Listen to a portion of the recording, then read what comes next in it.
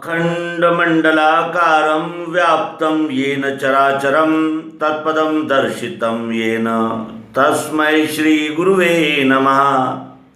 अज्ञानान्धस्य लोकस्य ज्ञानाञ्जनशलाकया चक्षुरुन्मीलितं येन तस्मै श्री गुरुवे नमः। अध्यात्म विश्व विज्ञान यूट्यूब चैनल के सभी पाठक, प्रेक्षक, मार्गदर्शक, गुरुजन, आचार्य और हमारे सभी व्यूवर्स, शेयर करता, सब्सक्राइब करता आदि सभी हमारे मित्रों को हार्दिक शुभकामनाएं और उनका इस अंक में हार्दिक स्वागत है। ये विश्व बहुरंगी है, ये मानवता बहुढंगी है और इस मानव को ही प्रगल्भित और संपूर्ण विकसित बुद्धि देने से ये विभिन्न प्रकार की कल्पनाएं, भावनाएं, अनेक प्रकार की रीतियां, परंपराएं और अनेक प्रकार के कर्मकांड, उपासना पद्धतियां, इसके साथ साथ विभिन्न प्रकार के मतों का संग्रह है ये मानवता। मानव, जिससे मन होता है उसे मानव कहते हैं। जिसके पास मन है वो मानव, और मानव ही ऐसा है कि एक एक क्षण इसके मन में इच्छाएं, वासनाएं, तृष्णाएं फेरा लगाती ही रहती है। एक वासना पूरी हुई कि दूसरी हाजिर, दूसरी पूरी हुई तीसरी हाजिर।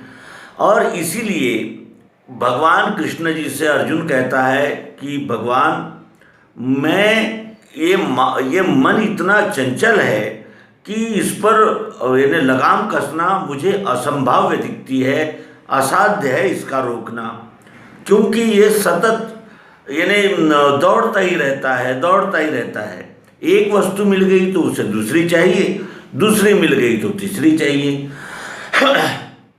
ये जो चाहिए है इसे कहते क्या है, और ये चाहिए हमसे कैसे संबद्ध है, इससे हमारे कौन से कार्य जुड़े हुए हैं, इस विषय में अगर हमने देखा तो सभी मत पंथ संप्रदाय अलग अलग उत्तर देते हैं। कुछ कहते हैं कि पुनर्जन्म वगैरह तो कुछ होता नहीं, ये पृथ्वी, जल, अग्नि, वायु, इन चारों महाभूतों का कॉम्बिनेशन ये विश्व है, संघात से बना है। और जैसे सभी चीज़ें इकट्ठे आने पर वस्तु बन जाती है, उसी तरह सभी ये चारों तत्व इकट्ठे आने से ही ये जीव सृष्टि निर्माण हुई है। और कुछ कहते हैं कि नहीं, पुनर्जन्म होता है और पुनर्जन्म में फिर वो न्याय होता है, फिर एक कयामत की रात होती है, फिर सबका हिसाब होता है और उस हिसाब के अंतर्गत किसी को नरक मिलता है, किसी को स्वर्ग मिलता है। और स्वर्ग में फिर ये ऐसा होता है, प्रलोभन दिए जाते हैं, और नरक में डर दिखाया जाता है। इस तरह फिर स्वर्ग नरक एक बार हाजिर हो गए, फिर उसके बाद फिर अंधविश्वास, अंधश्रद्धाओं का एक ऐसा जाल फैलता जाता है कि ये त्यौहार मनाएंगे तो पुण्य मिलेगा यहाँ तक, और फिर ये करोगे नहीं तो पाप लगेगा। यानी असीमित प्रकार की अंधश्रद्धाएं, अंधविश्वास निर्माण होने लगते हैं। दो प्रकार की इसमें श्रद्धा है, एक है सात्विक श्रद्धा और एक है तामसी श्रद्धा। तीसरी श्रद्धा और एक है, उसे राजसी श्रद्धा कहते हैं। इसमें कामनाओं को रखकर ही सभी कार्य किए जाते हैं। सर्वप्रथम कामना और कामना के बाद कार्य। तो ये कामना भी क्या है जो हमारे मन में तैयार होती रहती है, कोई पूर्ति हो जाती है, वो छूट जाती है, फिर उसकी जगह कोई नई कामना और नई वासना आ जाती है। और इस वासना से हमारा क्या संबंध है? ये वासना हमें किन बातों के लिए मजबूर करती है, किन बातों के लिए बाध्य करती है। और शास्त्र कहते हैं कि ये जीव जो है वो वासना रूप ही है। वासना ने ही इन शरीरों का आकार धारण किया है, और ये वासनाएं जब तक तृप्त नहीं होगी, पूर्ण नहीं होगी, तब तक इस जीव का प्रवास इस जीव का ये जो आवागमन का चक्र है ये नहीं रुक सकता। और शास्त्र ये भी कहते हैं कि केवल ये शरीर ही तुम नहीं हो, शरीर से जो कार्य कर रहा है, शरीर में जो उपस्थित है वही है जिसने ये शरीर धारण किया। और वो क्या है? तो वो लिंग शरीर है। लिंग शरीर का संबंध वासना से कहते हैं कि जब तक वासनाएं हैं ये लिंग शरीर अनंत प्रकार के शरीर धारण करता ही रहता है, भले ही हजारों जन्म हो जाए। तो यहाँ ये भी स्पष्ट हो जाता है कि वासनाओं से ही तो हमारा जन्म है, वासना ने ही तो जन्म धारण किया है। और फिर वासना ने अगर जन्म धारण किया तो उन वासनाओं के उद्भव और लय के विषय में हमें अवश्य ही जानना चाहिए, क्योंकि अगर हम वासनाओं के विषय में नहीं जानेंगे तो फिर यानी जैसे अंदर में तो आग जल रही है लेकिन ऊपर से हमने कोई कपड़ा डाल दिया या कुछ उससे ढक दिया है, तो जैसे बीमारी है, कोई बीमारी है हमने उसे छुपा लिया तो क्या बीमारी दुरुस्त हो जाएगी? हो नहीं सकती। इसीलिए वासना को पूर्णतया जानना, वासना की दौड़ क्या है, वासना कैसे कार्य करती है और हमारा जो इन्हें आवागमन का चक्र है उससे वासना का क्या संबंध है, इसके विषय में श्री मायानंद जी चैतन्य इन्होंने अपने बुद्ध सूक्त नामक तृतीय और चतुर्थ खंड में विस्तार से मार्गदर्शन किया है। उसमें उन्होंने ये जीव को धारण करने का कारण, जीव की धारणा शक्ति, जीव का निर्माण कैसे होता है और जीव का आवागमन कौन से कारणों से जारी रहता है, इसके विषय में विस्तार से मार्गदर्शन किया है। आने वाले एपिसोड में हम उसका ऊहापोह करेंगे और इस वासना को सद्गुरु दृष्टि से जानने का, समझने का प्रयास करेंगे। आइए मित्रों, आपका स्वागत है। मनुष्य जीवन के परम साध्य मोक्ष की ओर जाने के लिए अगर मन कहीं इन्हें जिसे कहते हैं कि मन अगर इन्वॉल्व है, मन अगर लगा हुआ है, तो मन और वासना ये अलग अलग नहीं हो सकती, क्योंकि वासना ही तो है जो मन को इन्हें आंदोलित करती है और मन ही है जो वासनाओं का संग्रह है। तो इस तरह हम मन को, वासना को और चित्त को जानेंगे। अध्यात्म विश्व विज्ञान यूट्यूब चैनल पर वासना शीर्षक से मालिका प्रारंभ हो रही है। हम इसमें जानेंगे वासना का स्वरूप, वासना की व्याप्ति और वासना का हमसे संबंध, जिसमें पुनर्जन्म क्यों, कैसे और कब तक। आइए शुरू करें। वासना क्षर प्रकृति के गुणों का कार्य है और द्वैत भावना के संग से भासती है। वासना अनेक स्वरूपी है। जन्म वासनाबद्ध चित्त शक्ति को भासता है। वासना के योग से सूक्ष्म देह अनेक स्वरूपी होता है। अंडजों से लेकर जरायुज श्रेष्ठ मनुष्य शरीर द्वारा वह द्वैत बुद्धि प्रकट होती है। प्रकृति चक्रांतर्गत व्यष्टिरूप दृश्य गति की वासना है। वासना संग्रह बुद्धि का नाम है। वासना जैसी होगी वैसा ही शरीर बनेगा और उसके शरीर का रूपांतरण अर्थात पुनर्जन्म राख, मिट्टी इत्यादि में होता है। वासना उत्पन्न होने का कारण व्यष्टि भाव बुद्धि धारण करने वाला काम है। वासना उत्पन्न होने का कारण व्यष्टि भाव बुद्धि धारण करने वाला काम है, जो रजोगुण का कार्य है। वासना में 3 गुण के स्वभाव रहते हैं। उसमें जिस गुण की प्रबलता कामाधिक्यता के कारण होगी उसे पुनर्जन्म प्राप्त होना, यह नियम अखंड गति के चक्र में ही है। मूल गति में बदल नहीं होगा। यद्वत किसी नदी के पुरोगामी अखंड गति में व्यत्यय न होते हुए अनंत बबूले पैदा होकर घूमते फिरते हैं, तद्वत यह जानना। ऐहिक या पारलौकिक फलाशा से जो दान दिया जाता है वह संसार वृक्ष में भ्रमण कराने के लिए कारण होता है।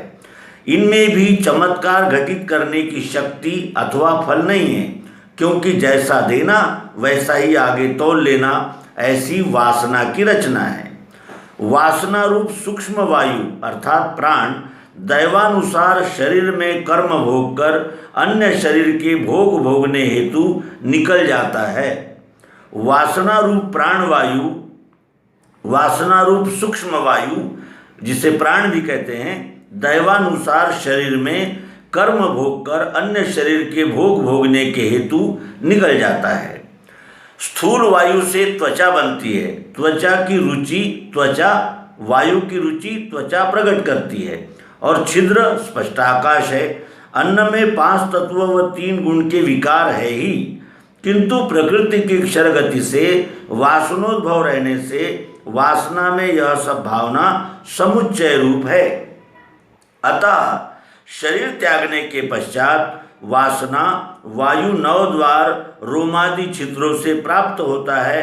अतः अन्न द्वारा न जाकर अन्य छिद्रों के द्वारा वासना रूप जाता होगा, अन्य छिद्रों के द्वारा वासना रूप वायु जाता होगा, यह शंका व्यर्थ होती है। वासना गुण संग के योग से अनेक रूपी भासती है, किंतु प्रियत्व के अनुसार एक समय एक ही व्यष्टि रूप देह धारण करती है। वासना गुण संग के योग से अनेक रूपी भासती है, किंतु प्रियत्व के अनुसार एक समय एक ही व्यष्टि रूप देह धारण करती है। अंते मति सा गति, इस नियमानुसार संग्रह वासना युक्त जीव को वासना से अर्थात वासना के अनुसार शरीर का आकार मिलता है। फिर उस रूप से पहला कर्मफल भोक्ता उद्भिद स्वेदर्जों में कल के लिए यह वासना नहीं होती। स्त्री पुरुष के संयोग के समय वासना रूप जीव 6 इंद्रियों को साथ लेकर वीर्य द्वारा प्रवेश करती है।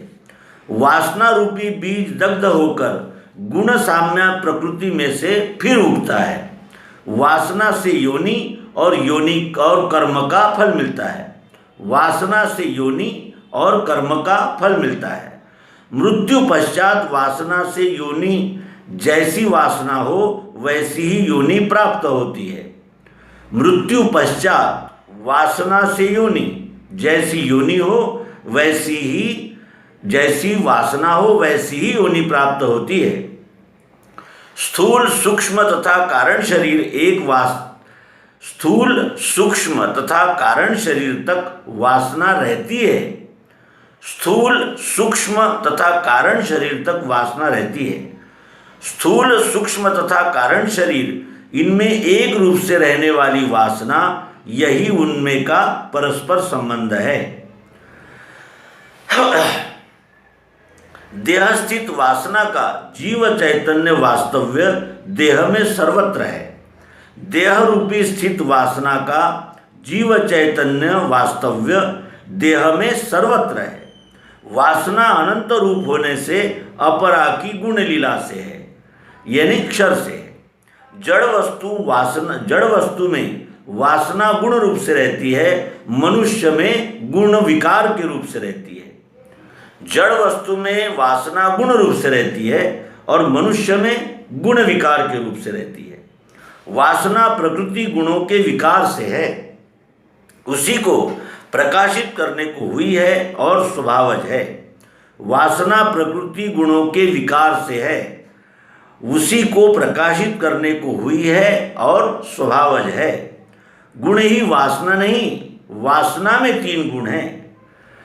जीव व्यष्टि रूप वासना है और जीव का लिंग शरीर वासनामय है। वासना त्रिगुण युक्त है और गुणों से 5 तत्व है, अतः वासना में 5 तत्व भी है ही। वासना में शरीर है, शरीर बिना वासना रह नहीं सकती। कर्मानुसार वासना अन्य नए शरीर की कल्पना करके पुराना शरीर छोड़ती है। नए शरीर में प्रवेश पाने के लिए इसे एक क्षण भी नहीं लगता। मृत्यु काल में जिस शरीर की धारणा करके वासना रूप जीव देह त्यागता है, उसी धारणा अनुसार कर्म रूप गर्भ द्वारा प्रवेश करता है। मृत्यु काल में जिस शरीर की धारणा करके वासना रूप जीव देह त्यागता है, उसी धारणानुसार कर्म रूप गर्भ द्वारा प्रवेश करता है। देहपात होते ही जिस वासना रूप देह धारण करना है, उसी वृत्ति के पुरुष में यानी मेल्स में उस दिन के सिद्धांत द्वारा वासना अर्थात जीव अथवा जीव चैतन्य देही प्रवेश करती है और उस पुरुष के शरीर में अन्न के रूपांतरण द्वारा क्रम से 7 दिनों में वीर्य रूप बन जाती है। फिर मनुष्य पशु आदि जिस योनि में उसने प्रवेश किया होगा, उस योनि के नियमों से उतने दिन या महीनों तक गर्भ रूप में रहती हुई वह प्रकट होती है। वासना का आकर्षण आकाश में के तार का बैटरी में शब्द आता है या बिन तार के यंत्रों के शब्द के वायरलेस टेलीग्राफी के अनुसार एक देह त्यागने के पश्चात उस वासना का अन्य देह प्रवेश होता हुआ गर्भरूप रहना होता है। इस प्रकार और इस कारण उसके गर्भ में रहने के काल भिन्न भिन्न योनि के अनुसार ही जानना चाहिए। यानी जैसी योनि होगी उसी के अनुसार उसका पालन पोषण और उसको गर्भरूप रहने के लिए समय लगता है। शरीर में से प्राणोत्क्रमण होते ही अन्य शरीर की रचना को प्रारंभ हो जाने के कारण वासना स्वतंत्र या आधारहीन नहीं रह सकती, कारण प्रकृति चक्र अखंड मंडलाकार गति रूप है। देहपात के अनंतर वासना अन्न रस रूप से आगामी शरीर के अधिष्ठान अर्थात शरीर में मिल जाती है। पश्चात वीर्य द्वारा माता के पेट में अर्थात योनि में आकर वहाँ शुक्र शोणित के संयोग द्वारा गर्भरूप आकृति धारण करती हुई अन्न रस का आकर्षण करके वर्धन क्रिया में लग जाती है। अर्थात पहले रहे हुए गर्भ से इस वासना का संबंध नहीं रहता। वासना के शरीर धारण क्रिया के नियमानुसार ही एक स्थान में एक ही अन्न संयोग द्वारा अनेक वासनाएं प्रवेश करती हुई उस योनि के गर्भस्थान के नियम के अनुसार जन्म को प्राप्त होती है। प्रयाण समय में जिस रूप का चिंतन और ग्रहण करके प्रयाण किया हो अर्थात प्राण छोड़ा हो, उसी रूप से जन्म पाता है। वह वासना उसी रूप से संचार करती है।